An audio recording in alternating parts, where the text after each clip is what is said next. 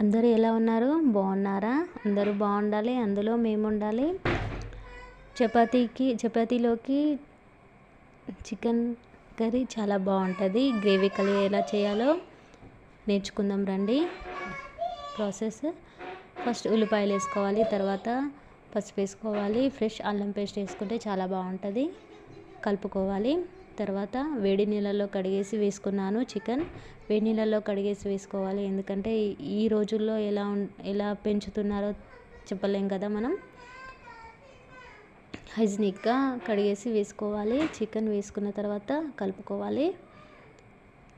కలుపుకున్న తర్వాత మళ్ళీ కొద్దిగా ధనియా పౌడర్ వేసుకోవాలి.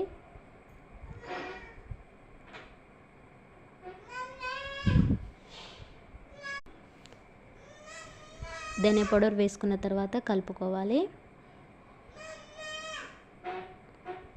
టేస్ట్కి సరిపడా సాల్ట్ వేసుకోవాలి.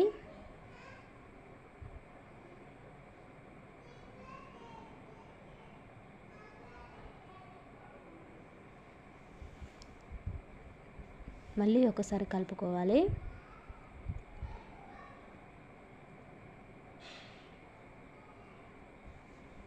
కలిపాక 2 టమాటాలు వేసుకోవాలి. 1 లేదా 2 టమాటాలు వేసుకోవాలి. గ్రేవీ చాలా బాగుంటుంది.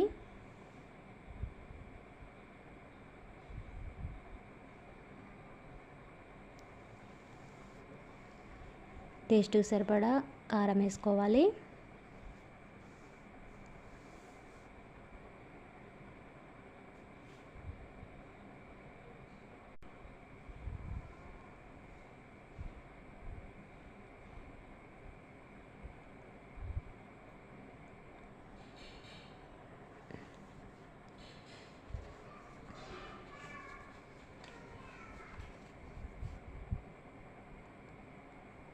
కలిపాక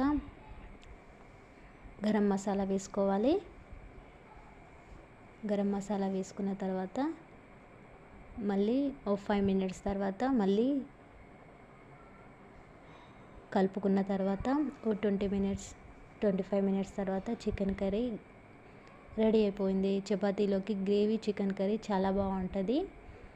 ట్రై చేయండి. ట్రై చేసి కామెంట్ చేయండి. బాయ్.